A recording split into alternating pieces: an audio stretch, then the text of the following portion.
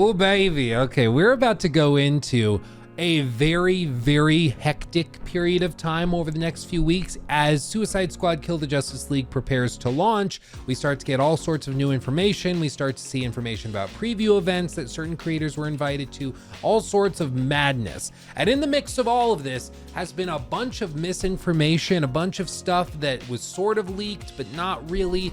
And like, there were other things that were data mined and leaked about the story that were half true, and then there were half lies mixed in with it. So overall, it's really hard to gauge right now what Suicide Squad Kill the Justice League actually is, what the game is actually going to be like, and whether or not it sort of subverts expectations and manages to surprise a lot of people. So in this video today, I wanted to break it down, share kind of a current skeptical look at Suicide Squad Kill the Justice League and offer my thoughts. And here's the thing that's really important to stress. Being skeptical about a game does not mean that you're being a cynical prick about it. All it means to be skeptical is simply that you don't accept the claim until there's sufficient evidence to warrant belief in that claim. So if you're telling me I should be hyped for Suicide Squad Kill the Justice League, I'm not going to accept that or be hyped until there's sufficient reason to be hyped, until there's enough positive things in the equation to balance out the negative things in the equation. And right now, there's a lot of negatives as far as I can tell. This is a studio that is primarily specialized, at least in the past has been, in single player adventure narrative cinematic games. But instead of making that type of game, now 9 years after their last release, almost a decade, they are coming out with a looter shooter live service games as a service title built around a battle pass with microtransactions and even macro transactions for additional playable characters after launch. And no part of that is in line with what I was hoping to see Rocksteady do this time around. So that for me is a huge negative, but counterbalancing that is the fact that it's coming from Rocksteady, the fact that parts of the game look really good. There are relatively positive impressions from people that broke their NDAs and started talking about the closed play test that they got to go to and stuff like that. So there's some good and then there's some bad, and right now we're just kind of in the middle. So I want to evaluate everything we know about the game and try to come to a conclusion as to whether you should be interested and keep a close eye on Suicide Squad Kill the Justice League, or if you should just kind of mentally check out until it inevitably goes on sale, in my opinion, in just a few short months' time. First things first, a little bit of recap. We've seen a lot about this game. We've gotten a bunch of insider episodes and trailers and things where we've seen how the game works. And in fact, these sort of insider episodes that they've done actually give us a ton of information about the game, such as openly sharing story spoilers in their own words and things, and breaking down core mechanics like how weapon balancing is going to work, how different abilities will combine with other abilities. They really are sharing a ton of information about the game, and yet not many people are watching these things. This one is 2 weeks old and has 67,000 views. Coming off of the Warner Brother Games account, it has 55,000 views. IGN's version has about 70,000 views. It just doesn't really seem that a ton of people are interested in finding out more about the game, which could be good. It could be because the game looks so good, they're like, oh, I'm gonna go into an information blackout. I don't want anything spoiled. Let's go. I'm gonna pre-order it and play it day one. Or it could mean that people have already checked out and have already made up their minds that this is not something that they're gonna bother with, at least at launch. It could go either way. I will let you decide what you think it is, because I don't think there really is a clear right answer right now, but I'm interested in hearing your thoughts in the comment section below. And by the way, while you're down there, you should definitely hit the subscribe button, because I've seen that like 70-ish% of you guys who watch these videos are not subscribed, and just a few weeks ago it was at 69%. So I think we just need to get the ratio back in line, you know? Help me out. Hit the sub button.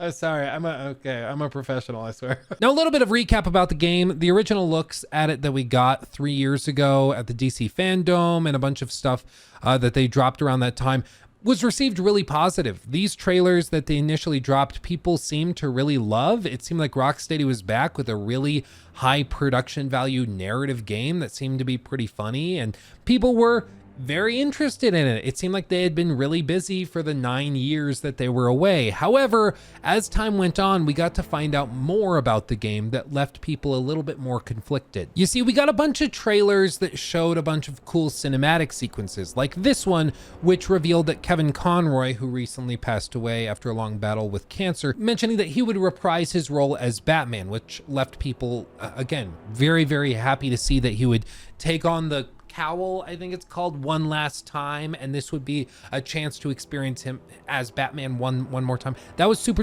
cool. People seemed to love the idea, and these trailers were received really well because people saw that this is what Rocksteady seemingly was really good at. The dark, gritty narratives that were super cinematic and had tons of high production value cinematics behind them. However, then February 24th of 2023 came about, which was a day that will live in infamy as the moment that they screwed it up. They dropped this trailer, which was labeled "Kill the Justice League official co-op gameplay, no matter the cost." And all this trailer was trying to do was showcase how co-op gameplay would work. Now, prior to this, we had heard that this was a co-op game. We had heard that this was probably going to be a live service game. It was always online, stuff like that. But I don't think it had really clicked with people. They were still holding out hope that maybe like that was a secondary mode. It wasn't the core of the game itself. But this trailer really made it clear, no, this is a looter shooter. This is a games as a service title. This is Warner Brothers at their worst. You're going to be flying and zipping around, as one person said on Twitter, shooting glowing purple zits, and that's kind of the whole game. Sure, there's weapon customization. Sure, you're going to eventually be able to buy different characters to play as. Yeah, you can rerun these missions multiple times if you really want to grind them out for the most XP or crafting components, but really, at its core, this is a looter shooter. If you love Destiny, if you love those types of games, you're probably also going to love this. And that might be totally fine. This might be totally up your alley, but for a lot of people, they saw this and it didn't look anything like what they were hoping it would look like in practice. Playing with other people, it's very arcadey. They have these like ammo drops and health pack drops, which are straight out of 2008. It just didn't really seem to click with what people were hoping or expecting from it after seeing all of those cinematics, which were super grounded in reality, very realistic. And then you see these sequences, which are extremely cartoony. It looks like Sunset Overdrive, but with a Suicide Squad coat of paint, which again, for some people is amazing and it's like exactly what they were hoping for. But for a lot of other players, this was a huge turnoff. And for me especially, it was a massive disappointment. And on the official PlayStation clip of this very reveal, because again, this was dropped during a PlayStation like state of play type of thing, the reception was extremely, overwhelmingly narrative, and the comments do a great job of explaining this. I mean, like, how much better can you put it? This game has almost everything we hate about modern gaming. 8 years since Arkham Knight, I was waiting for a serious, well-written and well-crafted single-player experience like it, and all we get is a mindless so-called live service, microtransactions-filled online looter shooter with bullet sponge enemies and damage numbers flying around. My disappointment is immeasurable. This one I agree with fully. Deadshot gets guns. Okay, makes sense. Harley gets guns. Okay, that's not out of the ordinary. Captain Boomerang gets guns. Wait, why? His weapon of choice is a boomerang, which he has in the game. And King Shark gets guns. What? He's a shark. What are his teeth even for? Yeah, because they needed a tank-based archetype character. They chose him. And so, of course, he's the tank. And because this is a looter shooter game, you have to have guns. So they had to give the gigantic man-eating shark guns, because of course. And other comments like, now I understand why the two bosses of Rocksteady abandoned the ship before it sank, also encapsulate some of the broader context around the blunder that was this co-op trailer that they dropped. You see, the two co-founders of Rocksteady, Sefton Hill and Jamie Walker, the guys behind the Batman Arkham series, they announced in October of 2022 that they were planning on leaving the studio, which struck a lot of people as extremely strange because they founded the studio, they were the heads of it, have been working on Suicide Squad all this time, and then they're gonna leave right before it was set to be released. Because again, bear in mind, Suicide Squad has been delayed a lot. It was originally supposed to come out last year, and then it was pushed to this year. So they were leaving right before it was seemingly set to be released, and that rubbed people the wrong way. People are like, why would they be leaving right before the release of it unless they knew it was going to be bad? Now, honestly, I'm a little conflicted on this because on the one hand, it does make sense that they would leave if they thought it was going to be terrible and potentially tarnish their reputation and they wanted to go do other big things. But they also say they're going off to do something really, really interesting and novel. And there was a really interesting Reddit post made by Joker Asylum 123 who posted this and basically broke down that they have a theory that they've actually gone off and started working at DC Studios with James Gunn because James Gunn has expressed an interest in tying together the films and the games much more closely than they have at this point. So they potentially went off and are heading up a brand new team over there, separate from Rocksteady, since Rocksteady now is just going to be a live service support studio basically to keep Suicide Squad on constant life support over the next few years. So rather than wasting their talents, they're bringing them to a different team to kind of start anew and maybe make spiritual successors to the Arkham games. Who knows? At the very least, it's a really interesting theory that maybe they are not bailing ship because they hated the game, but rather because they had another really interesting prospect before them. Because in case you weren't aware of it, it takes a lot of people to keep live service games afloat. Naughty Dog recently had to cancel their live service game because they said that they would basically be turned into nothing but a live service support studio if the game, The Last of Us Online, actually ended up launching. And Rocksteady is smaller than Naughty Dog, so presumably to support this game for 3+ years, which is what they at the very minimum plan on doing right now, they're going to be drowning in work trying to keep this game alive with fresh content, quests, playable characters, and stuff like that. So it makes sense that maybe they were like, hey, we are not going to be really pushed or tested creatively by doing that, so let's go somewhere where our creative input will be valued and work one-on-one with James Gunn on the DC reboot. That could honestly explain it. But the point with all of this is that people's reactions to the game as they found out more about it grew increasingly negative, and this has been the tale of the tape with Suicide Squad Kill the Justice League. The more people find out about it, the less excited they become, which is, to say the very least, the opposite of what you would hope would happen. And to be clear, a lot of this is because of a huge marketing blunder that Warner Brothers made in response to this poorly received co-op trailer that they dropped. You see, normally when there's a trailer or something revealed that's negatively received, you kind of address it or you counter it in some way, but you take some sort of active stance and you work towards addressing that concern with your fans so that they don't grow more upset and more bitter towards your lack of acknowledgement of those issues. However, Warner Brothers went radio silent. Then there were rumors that came out from people like Jeff Grubb and Jason Schreier suggesting that this game was going to be delayed until late 23 to early 24, and they didn't confirm it except 5 weeks later, after all of this has been brewing and everybody already basically knows it's been delayed because they're not saying anything about it just weeks before it was set to launch. And so then it's delayed, and then they go silent for like 7 months after that, and then come back and are like, oh, and by the way, here's a new deep dive look at the game. It's actually really cool.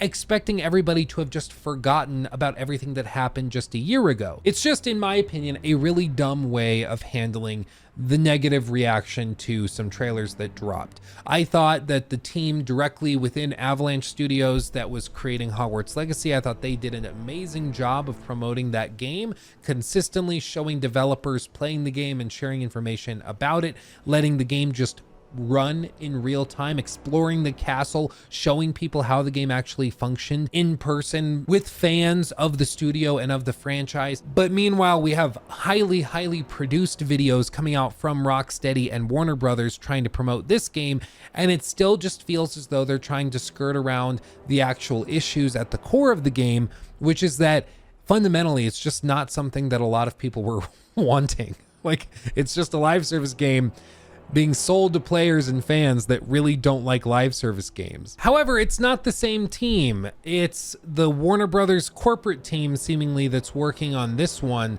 And I just don't think they're working very well together like the Hogwarts team worked with Warner Brothers executives.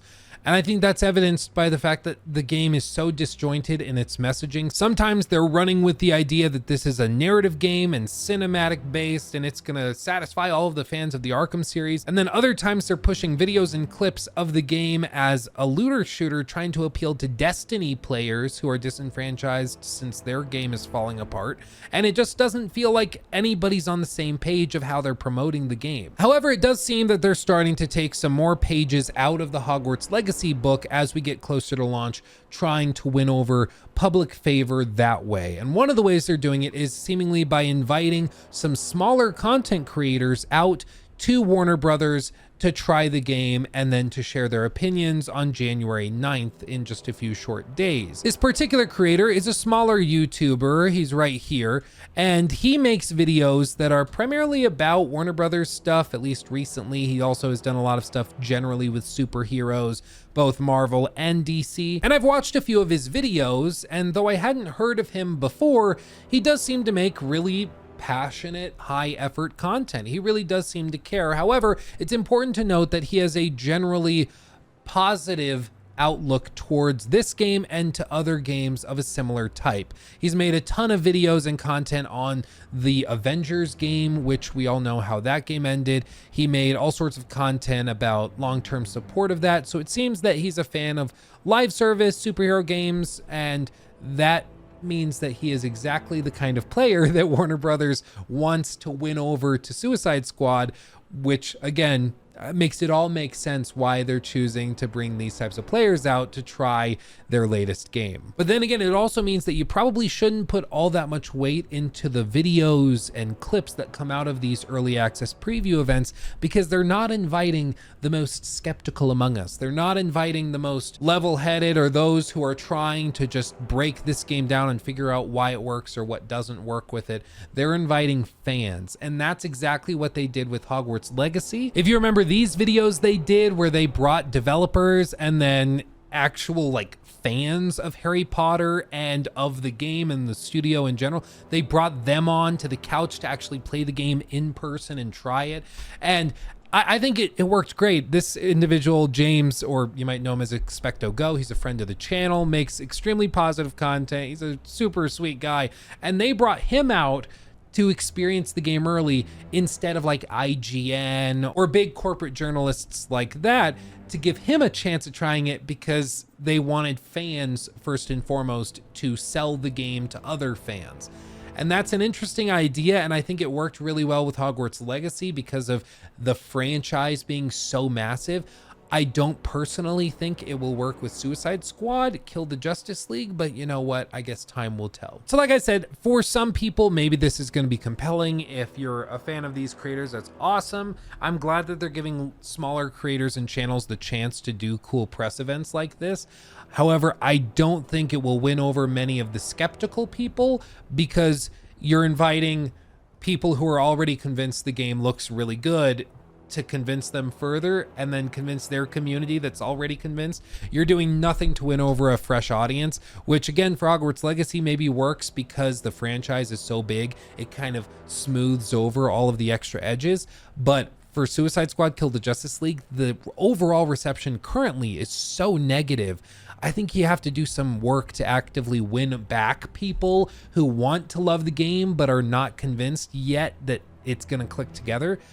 And so far, it just doesn't seem like they care that much. So who knows? Maybe this will come together. I don't know. But we'll find out more on the 9th when these people can share their early access opinions of the game. So I guess we'll see soon. But you know what? At its core, all of this so far is just context around the core issue, which is the game itself is not what players were hoping for.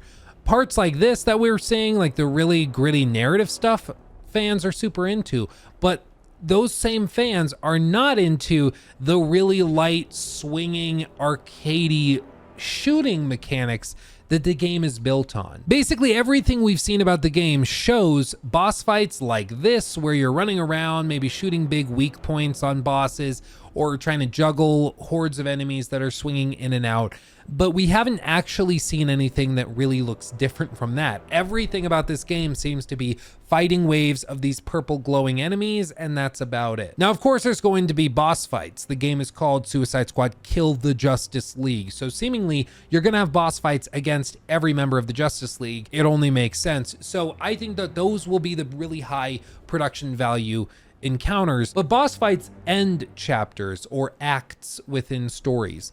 They aren't the consistent thing unless your game is Elden Ring, and even then Elden Ring has a ton of fodder enemies between boss fights. Except in this case, we're not talking about varied combat or fodder within those sequences between boss fights. Instead, every single thing we've seen just looks like more of the same, finding more and more of these waves of enemies. Some of them are bigger purple guys, others are perhaps more shielded purple guys, other guys are really big purple guys that have glowing purple weak spots on them, but it's all just incredibly samey. We've also seen other things in these trailers like the skill trees, which offer things like improving reload speed or offering increased multipliers on damage for certain weapon types. But like all of these are relatively smooth or even passive perks and bonuses to your character's loadout and won't really make anything feel truly distinct at all. I mean, they keep saying over and over and over again that players are able to approach these situations differently, that one player's Harley Quinn can play totally different from another player's Harley Quinn, but they haven't actually shown that. All we've heard are assertions from people that have a vested interest in selling you the game at full price on launch day before perhaps players are able to test it and find out that perhaps it's not actually that varied and the differences are pretty minimal. Oh, you chose to mainly run with a shotgun instead of an assault rifle. Wow. Totally different, guys. Wow, very, very different. I mean, they show other stuff like being able to acquire firearms, melee weapons, shield mods, traversal mods, grenades and stuff. You can choose from your melee weapons to reroll their augments for a chance at better stats, which is something you're probably very familiar with if you've played live service like looter shooter type games built around this stuff, where you just kind of re-roll trying to get better stats and perks on it randomly. It's basically just loot boxes, but you don't pay real money for them. You just hope that the rolls are better. Some people love this kind of thing. Honestly, it drives me actively insane. I hate it. Like, this makes me not want to play the game, seeing stuff like this, but who knows? Maybe I'm just not the target demo, which honestly is probably the point. Like, this is not a game built for me, and that's what frustrates me, is that it's one of my favorite studios building a game that's almost tailor-made for me not to like it, which is all the more frustrating, because these guys were amazing at this one thing, and now they're doing the opposite, and I'm here like, okay, well, it's not for me. Other things they've shown are like these vehicles where you can see you can customize them out, and then you can call them in almost like a kill streak during battle if you do well enough, or after the cooldown stops or something. And then you can use them to attack people with big machine guns and stuff for bigger boss fights, I guess. And I mean, honestly, it just looks super derpy. I don't really understand why it doesn't look quite right. I think it's because this whole cage is rattling so much when they shoot, but some part of it just doesn't really look right when they're shooting it. You know, like, there's too much bounce with it. I don't know if it's just me though. Just something about it doesn't look quite right. But then you see you launch it, it blows up in front of people, and then you keep swinging around and fighting that way. It's extremely cartoony, and it's just all the more frustrating to me because, again, sorry, I just saw Harley's face as the door opens. That's funny. Okay, there's good touches here. I'll give them that. The animation teams have been very, very busy. I'll give them that. Gee whiz. Oh, that's funny. What was I saying? I don't even know anymore. This game gives me a headache. Oh, yeah. The Arkham series, like, it's all super grounded.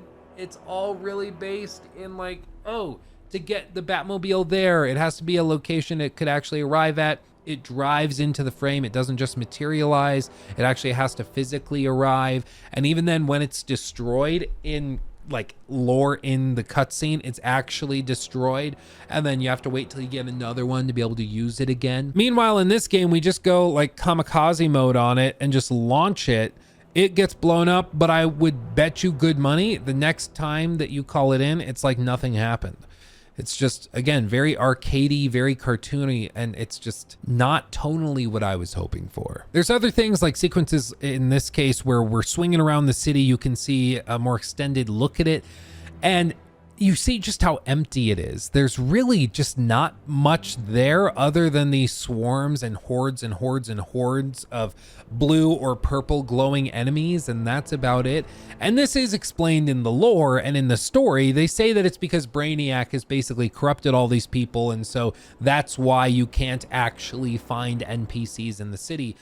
So it's explained away, but that doesn't necessarily mean that that's compelling or interesting. Just because something's justified narratively does not mean that it's justified in terms of selling it to the player. It's the same thing with like Hideo Kojima in Death Stranding being like, oh, well, the reason that you never actually interact with people outside of the capital basically is because the people wanted to appear as holograms to protect themselves from timefall, and they were in bunkers, and you have to connect America through the chiral network to allow them to come out in person. It's like, okay, I guess you sort of explained it narratively, but all I'm taking away from this is that I'm trying to connect America between different holograms of people.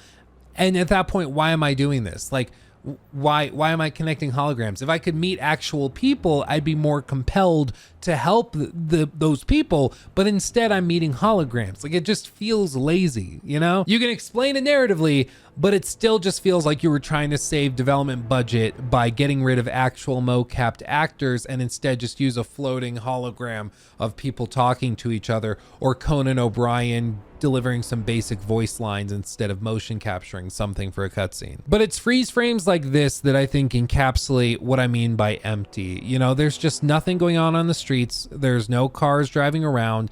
There's the occasional patrolling group of grunt enemies if you choose to go down there. So there's something there, but all of the rooftops are empty. All the streets are empty. You can swing around, but like when there's nothing there to be found, you shouldn't be surprised when players don't want to explore that city, when they don't want to go looking in every nook and cranny. Like if there were really cool things to be found around the map and in different places, or cool side quest encounters like you had in Batman Arkham City and Arkham Knight, that could encourage you to do that. But as of right now, there is no reason to believe any of that is in the game. They've shared a lot about the game, and that is something that has never come up or been mentioned. And as we've learned with games like Starfield, when a feature is seemingly completely absent from any of the marketing, it's usually because it's not in the game. When Starfield and their developers refuse to mention vehicles or rovers or bikes or anything to traverse the planets that you would land on, that was probably because there weren't actually vehicles in the game, not because it was part of some grand conspiracy to hide it until launch. Which, yes, I had people telling me that I was being too negative about Starfield before it came out because I didn't want to accept that Todd was just waiting to reveal vehicles until the day before launch or something, so we'd all be surprised and that much more hyped. People were actually saying that about Starfield. And in this case, it's like, it seems like there's really not much more to this game than cutscenes and then waves and waves of purple and blue enemies, and then maybe a little boss fight, then another cutscene, and then waves and waves and waves and waves of more enemies. Like, that seems to be the entire game, and for me, it's not enough for me to sink my teeth into. There's just not enough there. They keep talking about endgame content. They keep showing sequences that they're like, see, and this is just some of the potential of what you could end up with late in the game. But they haven't shown us anything late in the game. They haven't shown us anything with long-term potential or anything that really seems truly unique. It just seems like they're hoping that we trust them. And maybe they're doing this because the later game sections are so filled with spoilers, there's no way for them to share that with us without spoiling the narrative or cool gameplay abilities or new playable characters and stuff like that. And that's totally valid, and I understand if they want to keep that stuff close to the chest to avoid spoilers. However, you should not be surprised surprised when gamers don't want to give you the benefit of the doubt after being burnt so many times by studios doing live service games that end up being super lazy and patchwork together. Maybe this will totally subvert expectations and blow us all away, but as of right now, I just don't think there's much reason to believe that's going to be the case. Will some people love it? Absolutely. Some people I think are going to play this. They're going to be like, oh my God, this is the best live service game I've played since the original Destiny. I don't know if the original Destiny was good or not, but you get what I'm saying. Some people are going to love it and think this is the second coming of Hideo Kojima, and they're going to love it. And then a lot of other people, especially old school Rocksteady fans like myself, are probably going to try it, play it for the story, find it kind of lackluster and boring through most of that, and then once the story's over, set it down and never touch it again. And this is the crux of all of this. This is a live service game. This is designed to be played for years and years and years. Like at the very least, 3 years is what they're planning on right now. And if you are looking at this and saying, oh, I'll play for the story for like 20 hours or whatever the story ends up being, but then I'm probably good. I don't think I'm going to be playing this with friends or anything long term. That for Rocksteady, that for Warner Brothers is a failure. That is not what they want. Sure, they would rather you buy the game than not buy it at all. They'd rather you play it for 30 hours instead of 0. But their goal with this is to have this be their Destiny, to have it be their Rainbow Six, to have it be their live service game that prints money over years and years and years as the player base grows and continues to play, buy the new playable characters, etc., etc. And so if the vast majority of players are just going to check out after the story, that means that this probably is not long for this world. If anything, I could totally see this game going free to play after a year or so if player numbers are starting to really drop, since a lot of the early work on subsequent playable characters has already been done, and a lot of the post-game support is actively being worked on right now. So in order to justify the cost and expense of that work, they need to have enough players that can justify all of that work and hopefully recoup some of that expense. Now, the last thing I think we need to touch on is this article that was written by Miller Ross over for Xputer. And it basically breaks down a bunch of the leaks and stuff that were data mined from the game. And if you don't know what data mining is, it's basically when you go into the game's files and then figure out how it works and look at, like, perhaps there's an MP3 file in there and you listen to it, and that's for a cutscene that plays out. It's like Harley Quinn's voice dialogue that would normally just play as an audio track with a bunch of others within the game engine while you're playing that sequence. So they find that sequence and then they play it and they stitch that together with these other clips of audio to figure out what's going on and what it could possibly mean. Or maybe they look into some of the code and they find references to different playable characters that we don't know about yet. There's all sorts of stuff you can do with data mining. And because Suicide Squad Kill the Justice League is running in Unreal Engine 4, it's an engine that's very, very well known because it's so popular. And so people have figured out how to data mine these games relatively quickly compared to a game running on a more proprietary engine like, you know, a Red Dead Redemption or something like that. Now, I'm not going to go into details of what these leaks were or any of that information because I don't think it's helpful. It's not my information to share. And perhaps most importantly, a lot of it is wrong. A lot of the stuff you might have seen floating around online about story leaks, about certain characters doing things to other characters, a lot of that ended up not being true or being half true and not accurate. And the best way I can describe this is, like, if you know in like Batman Arkham Knight, if you've played that, there's a lot of sequences that are almost like hallucinogenic. They're not actually based in reality. They're things that the character thinks are happening or sees as happening that aren't actually happening in reality because of fear toxins or whatever else. And if those sequences were to leak before the game's launch, it might come off as though that was actually in the game, even though it's not. Does that make sense? I'm trying to still be kind of spoiler free in case people haven't played Batman Arkham Knight, but all of this to say, just because something is leaked does not mean that tells you the whole story of the game. And even then, there's a lot of times when things have leaked and it's not actually indicative of the true story or what actually happens in the story. It might be a dream sequence. It might be when the characters are drugged up on Scarecrow's gas or something. Like, you just never really know the details until the game actually comes out, especially when we're talking about data mined stuff, which is notoriously imprecise. And this and a lot of other stuff is discussed by Miller Ross in this article. It really is a fantastic read, and I'll have it linked in the description box below. I encourage you, if you're open to finding out more about all of this stuff, you read through the whole thing and find out all of the nitty-gritty details, because he did a tremendous job of breaking this down using that analogy of Batman Arkham Knight and all sorts of stuff. And one of the things that he goes into that I found particularly interesting is some of the data mine stuff about long-term support and different playable characters. Now, I'm not going to be specific. I'm not going to say who some of these alleged playable characters will be in case you want to be surprised in the future. But what struck me as interesting was that they have a lot of stuff in the game's files during this closed alpha that happened just a few weeks ago. Things in there that aren't set to be released publicly for like a year plus, like a year and a half from now.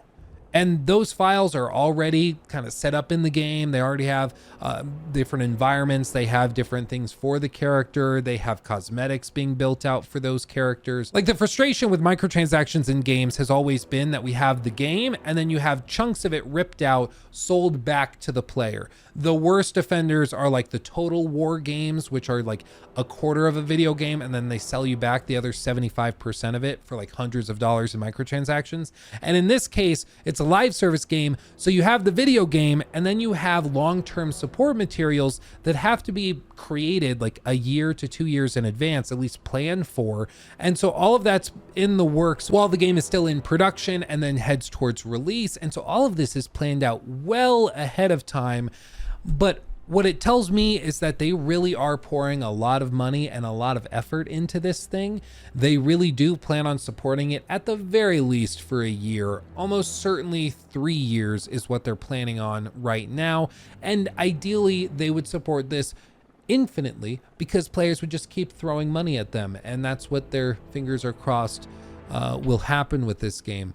And honestly, you know, after digging into a lot of it, after looking at a lot of the gameplay, after breaking down a lot of it, I just feel like this is a game at its core that is not designed for me or players like me. This was never going to be something I was going to love. And I'm still going to try it. I'm still going to give it a shake. And hopefully, as we get closer to launch, we find out more information that continues to win us over more and more, because I would love another Rocksteady game to fall in love with. I would love that. It's just that a live service looter shooter is not the game I was hoping would win me back to Rocksteady fandom. You know, it's too bad. But perhaps the biggest problem facing Rocksteady and Warner Brothers right now is that the perception is already so negative. People have already basically made up their minds that this game is a lazy cash grab designed to milk players for all they're worth. I've seen this all over my live chat whenever I'm streaming. I've seen this in comment sections whenever I make videos about this game, and you can see it yourself if you go to any creator covering this title. Most players, at least in those communities, have already decided that this game encapsulates everything wrong with modern gaming. It represents the corruption of single-player artistry into a corporate cash grab machine meant to support live service games with very little soul behind them. And I think that that's not really fair. I think there's a lot of soul within Suicide Squad Kill the Justice League. I've talked to developers who have worked on this game in the last handful of years. I've seen some of the love and passion that went into it, at least parts of it. And so there's no doubt that there's a lot of care that's gone into it.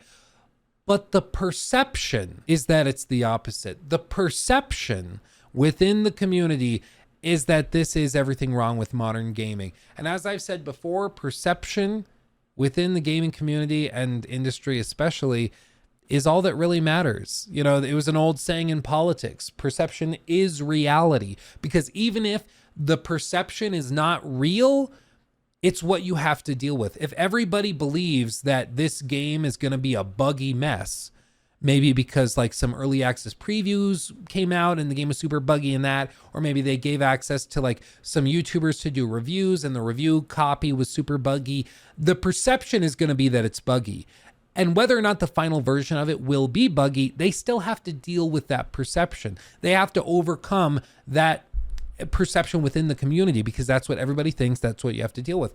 And in the case of Suicide Squad Kill the Justice League, everybody's already convinced that this is a cash grab, that it's lazy, it's just another live service mess of a game. It's like a more polished and beautiful version of Avengers. And thus far, I have not really seen them try actively to shake that perception. Instead, they're inviting fanboys to come and try the game as part of an early access like creator program, which is probably not going to convince many people that this game is actually worth trying. And then they're doing more of these insider videos breaking down gameplay mechanics while asserting a bunch of stuff, but not showing any of that stuff. Like one of the sections they show is saying, yeah, character customization is awesome and it's great and super robust, and there are really transformational things here and upgrades to be had. And then they show the player unlocking an ability that just like increases the damage on grenade throws for Harley, or increases the reload speed of her rifle or something by 5% or whatever it was.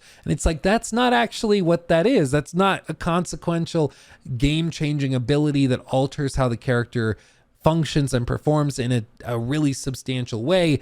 You're just asserting stuff and not backing it up. It could be the case that all of the stuff they're saying is true, but they're not demonstrating it. They're not giving us a reason to believe that it is true. And when you're talking about a publisher like Warner Brothers, who's notorious in some cases for their monetization schemes and their greed, as we saw with something like Shadow of War just a handful of years ago, you shouldn't be surprised when players don't want to give you that benefit of the doubt anymore and are looking to play it safe and cautiously and not give you their money until you've truly earned it. And I hope over the next few weeks they do earn our money and they do show us just how great this game could be. But I think they need to be a heck of a lot more transparent. The easiest thing I think they could do to potentially win over public opinion is to do a beta. I know it's too late to just impulsively do that now, but hopefully they've been planning on doing that for a while and we get access to that and they allow people to play it and share their opinions openly. I think that would be a surefire way of potentially turning around this ship, but only time will tell if that actually happens. But with that, as you can tell, my voice is going out, so I'm going to call the video there. Thank you for watching. I love you all dearly, and I'll see you in the next one. Hugs and kisses. Bye-bye. Ooh, it's really going out, boys. Uh-oh.